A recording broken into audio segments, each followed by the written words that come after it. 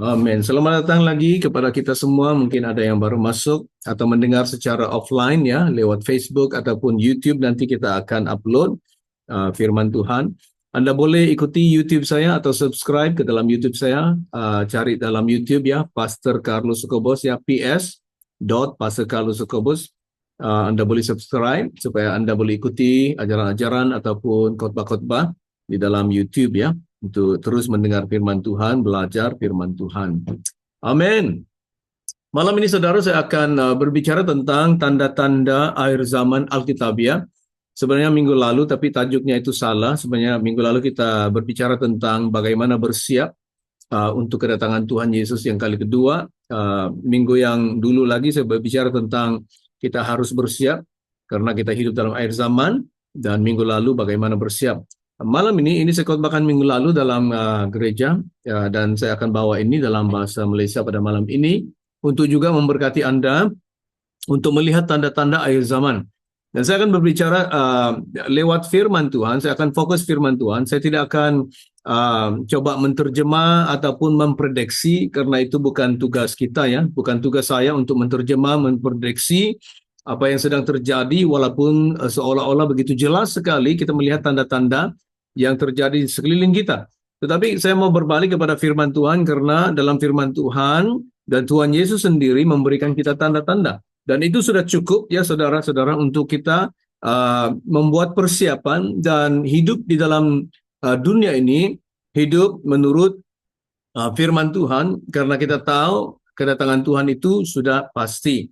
Dan ada tanda-tanda akhir zaman sebenarnya Alkitab bicarakan kepada kita. Dan banyak di sini malam ini, tapi saya dengan waktu yang kita ada, karena malam kita ibadah tidak banyak waktu ya, saya akan berikan tajuk-tajuk. Kalau ada yang saya baca, saya akan baca. Kalau tidak sempat, saya tidak akan baca. Saya akan berikan firman Tuhan dan kamu akan baca sendiri ya, karena waktu yang kita ada. Saya coba cover semua 15, karena saya tak boleh khotbahkan lagi minggu depan, karena minggu depan tajuk yang lain ya, khotbah yang lain. Nah, dalam Alkitab kita diberikan tanda-tanda akhir zaman. Dan kita tidak perlu lihat di luar, saudara-saudara. Banyak orang dia melakukan cara yang salah karena dia melihat apa yang terjadi di sekeliling kita, seperti sekarang apa yang terjadi di Timur Tengah ataupun di Israel, dan kita coba terjemahkan itu. Ya, oh itu akhir zaman ya, karena peperangan dan sebagainya. Tapi kita harus berbalik kepada firman Tuhan. Ya, memang di dalam dunia ini kita melihat banyak tanda-tanda yang terjadi. Ya, seolah-olah dia menggenapi nubuatan-nubuatan firman Tuhan. Ya, tapi kadang-kadang kita miss karena timing Tuhan, ya waktu Tuhan, walaupun itu seolah-olah menggenapi firman Tuhan, tapi sebenarnya belum lagi ya. Jadi kita berbalik kepada firman Tuhan, fokus kepada firman Tuhan tentang tanda-tanda. Tujuannya ini saudara adalah supaya kita tahu bagaimana hidup atau menghidupi hidup kita di dalam Tuhan, iman kita dalam Tuhan, karena kita menantikan kedatangan Tuhan Yesus Kristus. Ya, tetapi saya pasti kita hidup ya berada di dalam akhir zaman. Saya pasti kedatangan Yesus ataupun hari pengangkatan itu boleh terjadi bila-bila saja. Ya, bahasa Inggris berkata imminent ya. The rapture, the coming of Christ is imminent. Maksudnya dia boleh terjadi bila-bila saja. Ya, boleh terjadi. Nah, saya akan bawa ini 15 perkara ini ataupun tanda-tanda yang Alkitab berikan kepada kita. Dan kebanyakan mereka ini di dalam Injil, buku Injil Matius, Markus, Lukas, Tesalonika, buku Wahyu, buku Daniel. Kita boleh dapat tanda-tanda ini yang dicatat di dalam firman Tuhan atau dalam Alkitab. Yang pertama, saudara, akan bertambah bertambah deception ya, tipu daya atau penipuan, dan juga nabi-nabi palsu akan ada pertambahan. Dan saya percaya saudara juga tahu di zaman ini, waktu-waktu ini banyak kita dengar dan kita lihat ada nabi-nabi palsu, pengajar-pengajar palsu, dan ada banyak tipu muslihat, tipu daya, penipuan yang sedang terjadi, deception ya, deception. Banyak pengajar-pengajar palsu yang mengajar ajaran-ajaran yang sesat. Ya, ada penyesatan yang terjadi. Di dalam Matius 24 ayat 4 dan 5, Jawab Yesus kepada mereka, waspadalah supaya jangan ada orang yang menyesatkan kamu. So, banyak orang akan datang dengan memakai namaku dan berkata, akulah Mesias. Dan mereka akan menyesatkan banyak orang. Jadi ada pertambahan penyesatan atau penipuan, banyak orang menipu, tipu daya itu akan terjadi. Penyesatannya, penyesatan dan juga nabi-nabi palsu akan bertambah dan akan terjadi. Dalam Markus 13 ayat 6 dan ayat 22, katanya akan tetapi banyak orang dengan memakai namaku, kata Yesus, berkata, akulah dia, dan mereka akan menyesatkan banyak orang. Sebab Mesias palsu dan nabi-nabi palsu akan muncul. Dan mereka akan mengadakan tanda-tanda dan mujizat-mujizat dengan maksud sekiranya mungkin menyesatkan orang-orang pilihan. Jadi orang-orang pilihan maksudnya orang-orang Kristen yang sudah terlatih, sudah matang, dewasa pun masih juga boleh disesatkan. Jadi kita harus waspada. Yesus berkata, waspada saudara-saudara. Di dalam 2 Tesalonika, banyak pembacaan firman Tuhan malam ini ya. Karena inilah tempat-tempat kita melihat tanda-tanda yang diberikan di dalam Alkitab. 2 Tesalonika 2 ayat 3 berkata, janganlah kamu memberi dirimu disesatkan orang dengan cara yang bagaimanapun juga. Sebab sebelum hari itu haruslah datang dahulu murtad dan haruslah dinyatakan dahulu manusia durhaka yang harus binasa. Jadi akan bertambahnya penyesatan dan nabi-nabi palsu. Kita harus waspada saudara-saudara. Di dalam gereja juga hari ini banyak yang berjalan seperti ini. Ya, banyak pelayanan-pelayanan mereka lakukan semata-mata untuk mendapat keuntungan dan bukan untuk membangun gereja atau membangun jemaat. Kita harus waspada. Yang kedua, akan ada perang dan berita perang. Dan ini kita lihat saudara. Kita lihat. Ya. Dan Yesus berkata semuanya ini harus terjadi, tetapi akhir zaman itu belum datang lagi. Akan terjadi. Di dalam Matius 24 ayat 6 dan 7. Kata Yesus, kamu akan mendengar deru perang atau kabar-kabar tentang perang, namun berawas-awaslah, jangan kamu gelisah. Sebab semuanya itu harus terjadi, tetapi itu belum kesudahannya. Sebab bangsa akan bangkit melawan bangsa, dan kerajaan melawan kerajaan, akan ada kelaparan dan gempa bumi di berbagai tempat. Jadi ada berita perang, ada deru perang, ada kabar-kabar tentang perang. Hari ini karena internet, karena television, ya kita boleh lihat berita-berita saudara. Dan perang terjadi. Sentiasa ada perang. Kalau kita lihat pun seperti perang ini tidak pernah berhenti. Ada saja selalu perang. Jadi itu yang sudah Yesus katakan. Markus 13 ayat 7 dan 8. Kata Yesus, apabila kamu mendengar deru perang atau kabar tentang perang, janganlah kamu gelisah. Semuanya itu harus terjadi, tetapi itu belum kesudahannya. Sebab bangsa akan bangkit melawan bangsa, kerajaan melawan kerajaan. Akan terjadi gempa bumi di berbagai tempat, dan akan ada kelaparan. Semua itu barulah permulaan penderitaan menjelang zaman baru. Sama juga halnya di dalam Lukas 21 ayat 9 dan 10. Jadi ini diulang di dalam buku-buku, di dalam buku Injil saudara-saudara, akan ada perang dan juga berita perang. Yang ketiga, akan ada natural disaster ataupun bencana alam. Matius 24 ayat 7. Sebab bangsa akan bangkit melawan bangsa, kerajaan melawan kerajaan, akan ada kelaparan dan gempa bumi di berbagai tempat. Jadi ada bencana alam, gempa bumi. Lukas 21 ayat 11. Dan akan terjadi gempa bumi yang dahsyat, dan di berbagai tempat akan ada penyakit sampar dan kelaparan. Akan terjadi juga hal-hal yang mengejutkan dan tanda-tanda yang dahsyat dari langit.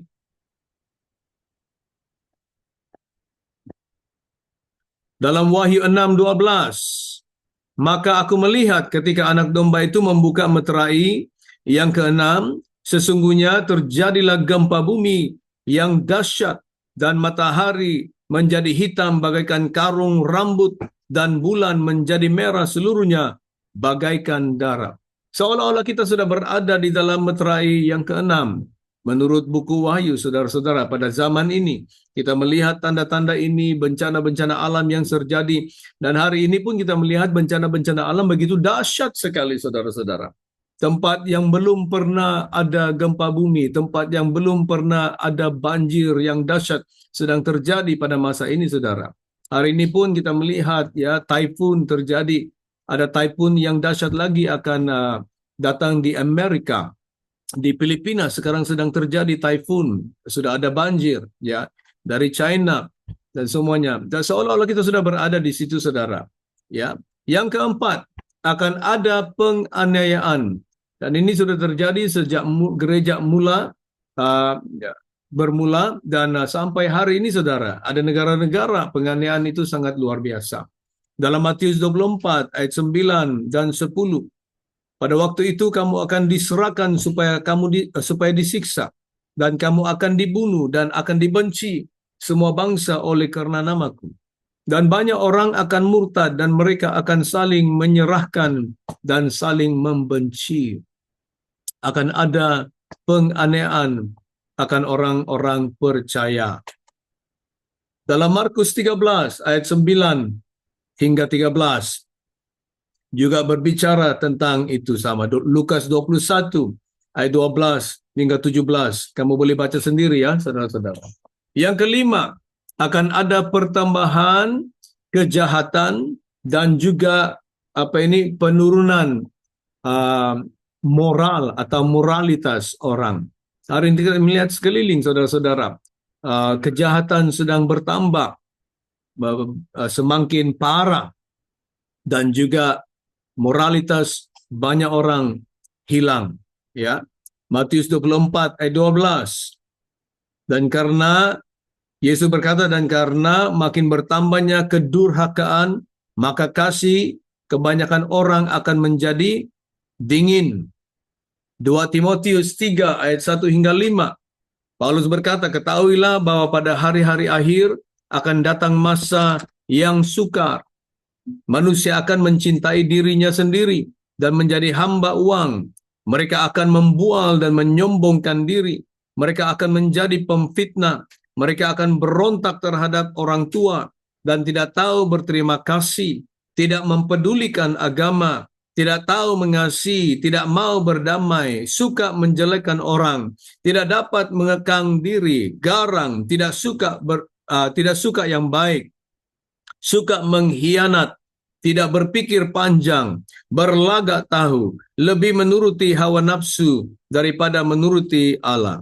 Secara lahiriah mereka menjalankan ibadah mereka, tetapi pada hakikatnya mereka memungkiri kekuatannya. Jauhilah mereka itu. Jadi dari zaman Paulus pun sudah diberitahukan kepada kita bahwa moralitas orang akan hilang, akan mengurang, dan kejahatan akan bertambah.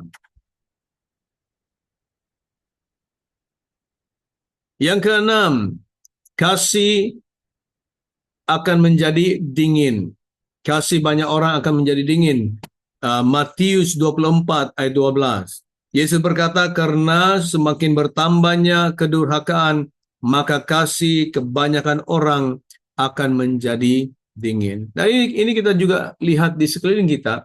Pada hari ini, saudara-saudara, manusia saling membunuh seperti hanya menyembelih ayam atau kambing. Tidak ada harga lagi kehidupan manusia. Yang ketujuh, akan ada pemberitaan Injil secara besar-besaran. Dan ini juga sedang terjadi pada hari ini, saudara. Gereja bertumbuh. Kalau kita lihat statistik di seluruh dunia, banyak orang diselamatkan setiap hari.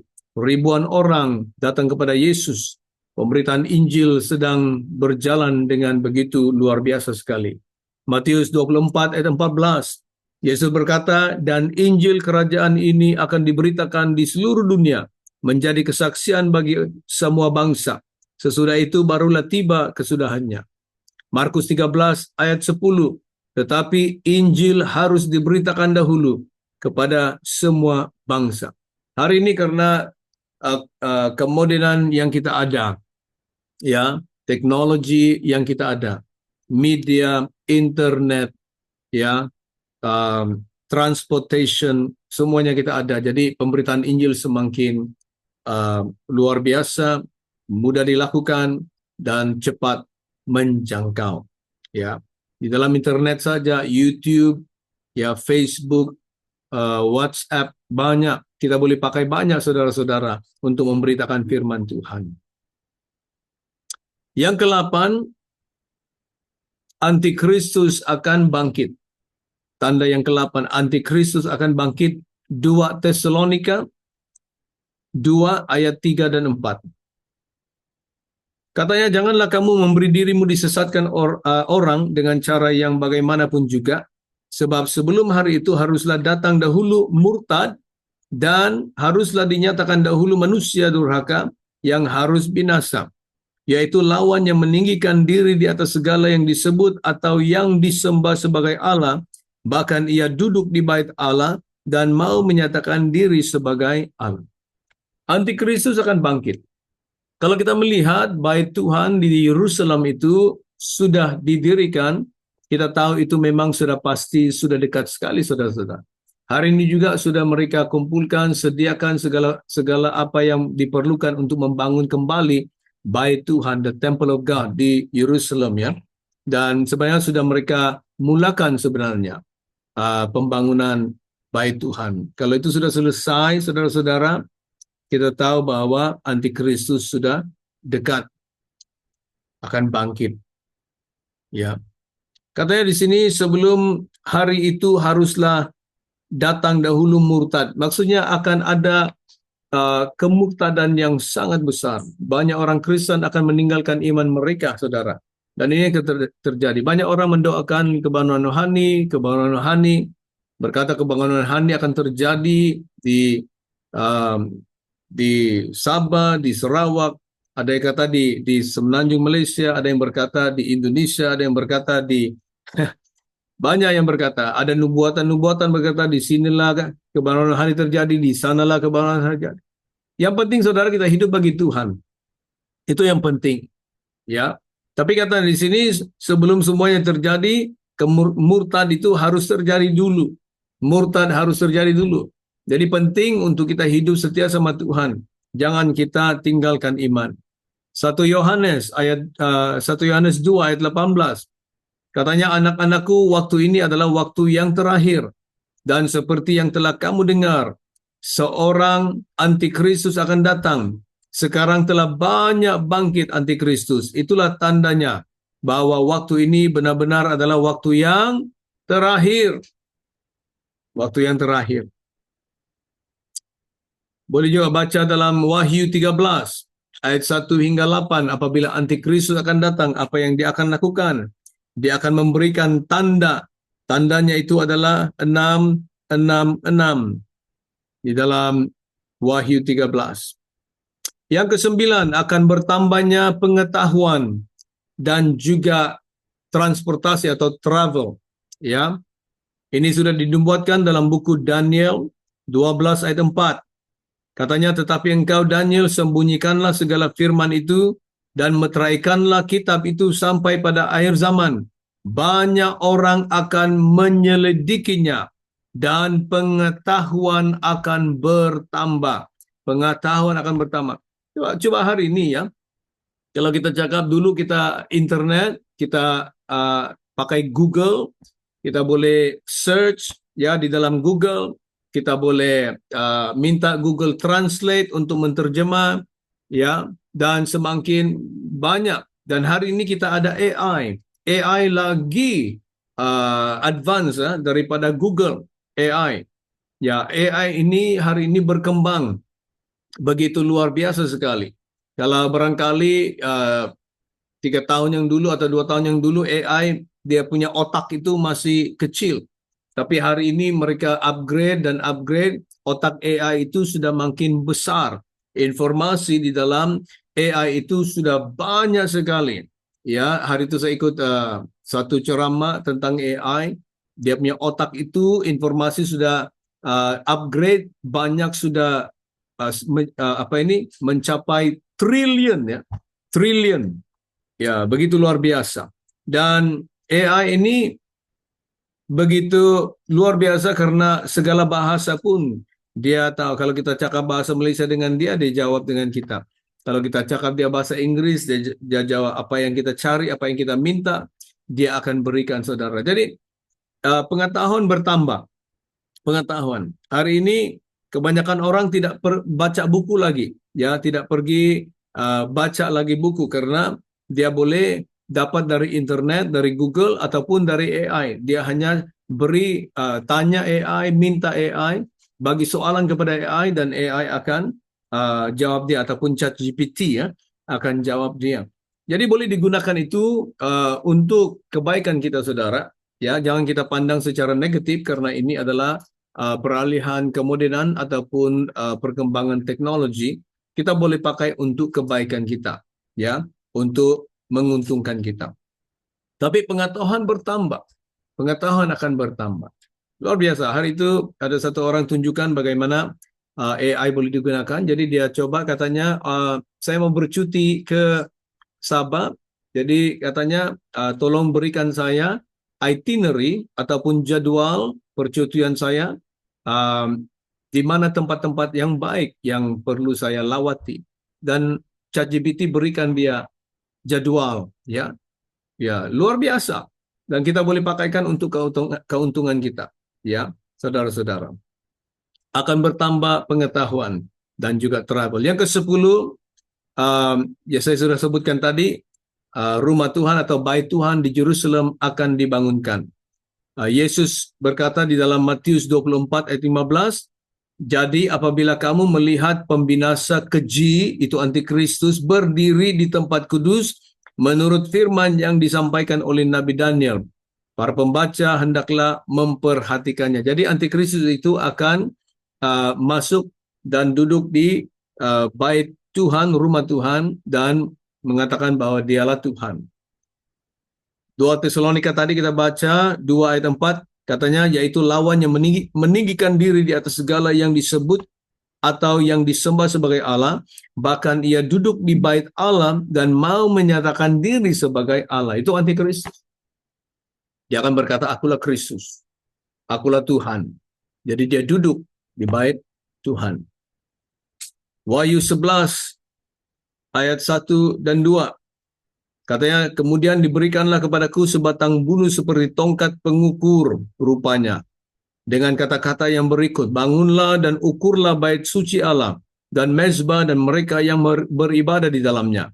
Tetapi kecualikan pelataran bait suci yang di sebelah luar, janganlah engkau mengukurnya, karena ia telah diberikan kepada bangsa-bangsa lain, dan mereka akan menginjak-injak kota suci 42 bulan lamanya.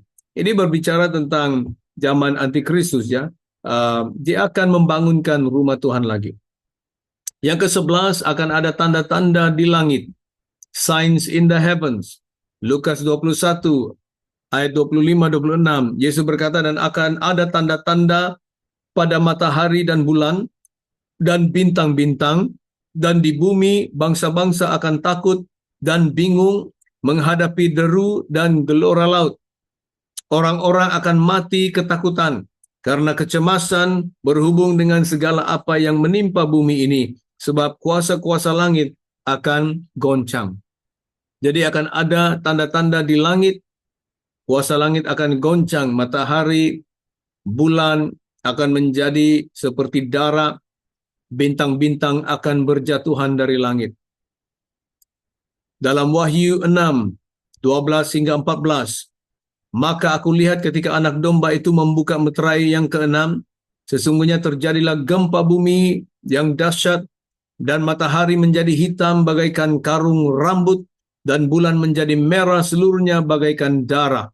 Dan bintang-bintang di langit berjatuhan ke atas bumi bagaikan pohon ara yang menggugurkan buah-buahnya yang mentah apabila ia digoncang angin yang kencang.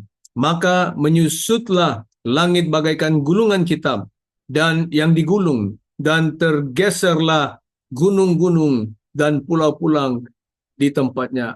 Ini sesuatu yang luar biasa, yang tidak pernah terjadi, saudara-saudara.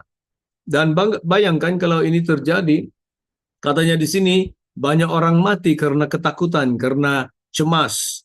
Ya, ketakutan. Memanglah karena begitu dahsyat kita lihat bintang-bintang berjatuhan, gunung-gunung bergeseran, ya, gempa bumi yang luar biasa.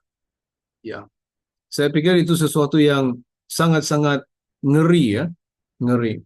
Yang ke-12 akan bangkit dipanggil global governance ya, kerajaan pemerintahan global, global. Wahyu 13 ayat 7 dan 16 dan 17. Ayat 7 berkata, dan diperkenankan untuk berperang,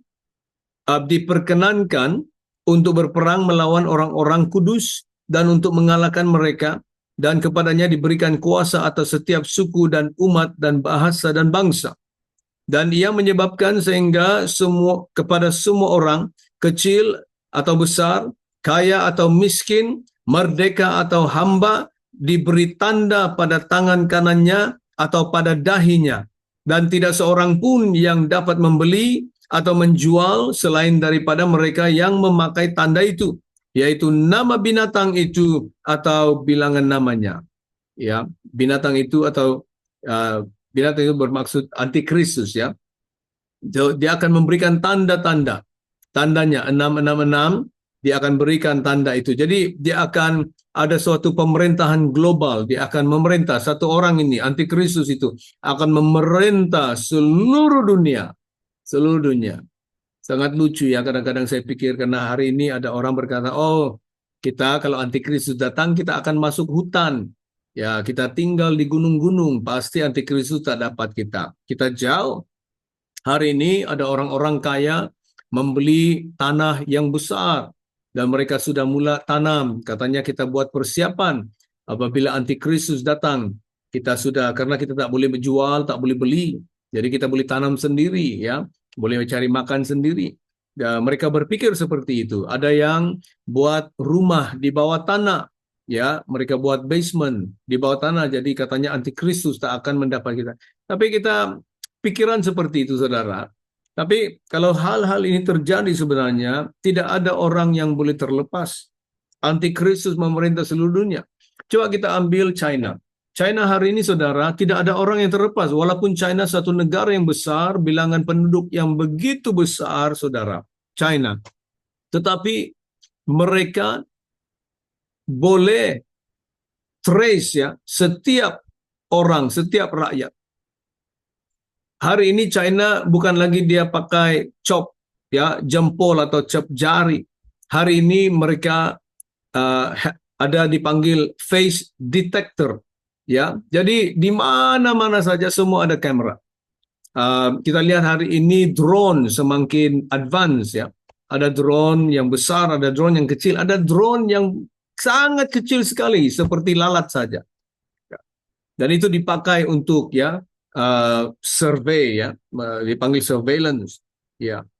Banyak di China luar biasa ya. Kalau dia cari orang, contohnya ada orang penjahat, dia cari itu di dalam masa 7 menit dia akan dapat tangkap orang itu. Begitu advance sekali kalau di China ya. Nah, bayangkan kalau di dalam zaman antikristus hari ini robot semakin advance dan hampir seperti manusia. Dia ada perasaan, dia boleh ekspresi emosi dan perasaan. Dan saya boleh bayangkan di zaman itu para robot ini akan menjadi luar biasa dan dia akan pakai sepenuhnya. Alright, dan yang ke-13 the mark of the beast ataupun tanda-tanda atau tanda binatang itu, tanda antikristus ya, di dalam Wahyu 13 ayat 16 dan 18. Dan dia menyebabkan sehingga kepada semua orang kecil atau besar, kaya atau miskin, merdeka atau hamba, diberi tanda pada tangan kanannya atau pada dahinya. Dan tidak seorang pun yang dapat membeli atau menjual selain daripada mereka yang memakai tanda itu, yaitu nama binatang itu dan bilangan namanya. Yang penting di sini ialah hikmat. Barang siapa yang bijaksana, baiklah ia menghitung bilangan binatang itu. Karena bilangan itu adalah bilangan seorang manusia. Dan bilangannya ialah 666. Bilangannya, maksud namanya itu adalah nombor, saudara. Bilangan namanya itu nombor. Jadi boleh menghitung namanya. Banyak orang coba, Bible teacher, coba menghitung apa ini, uh, calon-calon orang menjadi antikristus dan menghitung namanya, ya. Yang ke-14, akan ada murtad yang besar. Sudah kita baca tadi dalam 2 Tesalonika 2 ayat 3. Sebelum hari besar itu terjadi, akan ada murtad yang luar biasa.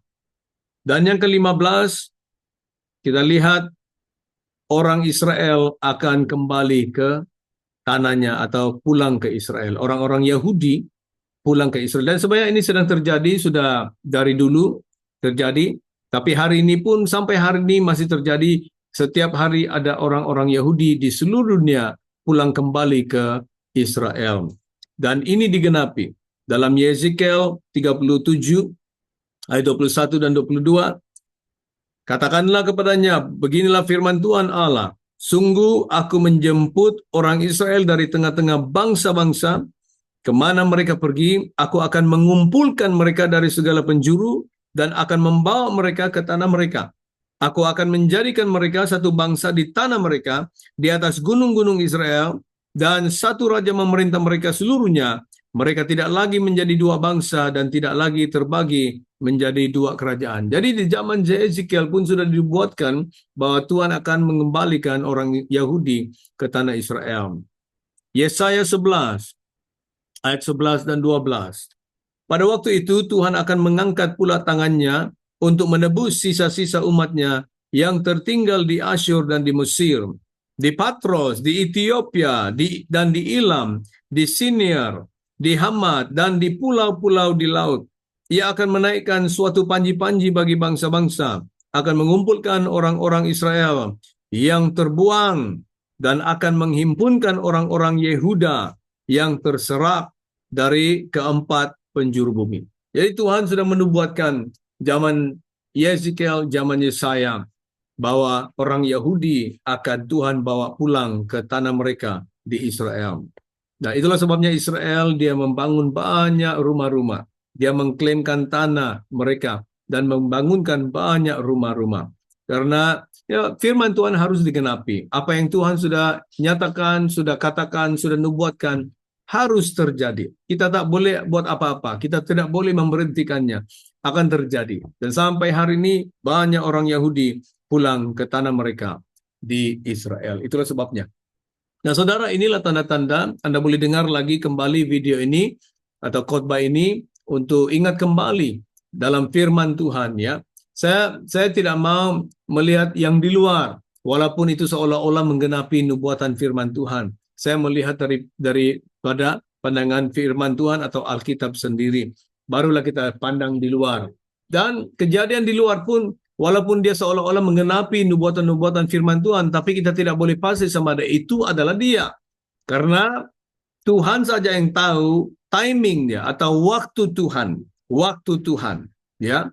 Kalau apa yang terjadi di sekeliling kita, kita berkata, wah inilah Alkitab katakan. Ya mungkin kita boleh katakan seperti itu, tapi kita tidak boleh secara pasti memprediksi bahwa itulah dia, karena menurut waktu Tuhan. Kita hanya boleh tahu tanda-tanda sudah terjadi, maksudnya hidup kita harus sempurnakan, kita harus bereskan, kita harus bersiap untuk kedatangan Tuhan. Haleluya. Semoga firman Tuhan memberkati Anda dan membuatkan menjadi suatu peringatan bagi kita bahwa pentingnya untuk kita hidup bagi Tuhan dan setia kepada Tuhan Yesus di dalam kehidupan kita. Amin, saudara-saudara. Haleluya. Tuhan memberkati. Shalom. Dan kita akan jumpa minggu depan. Tuhan berkati. Amin.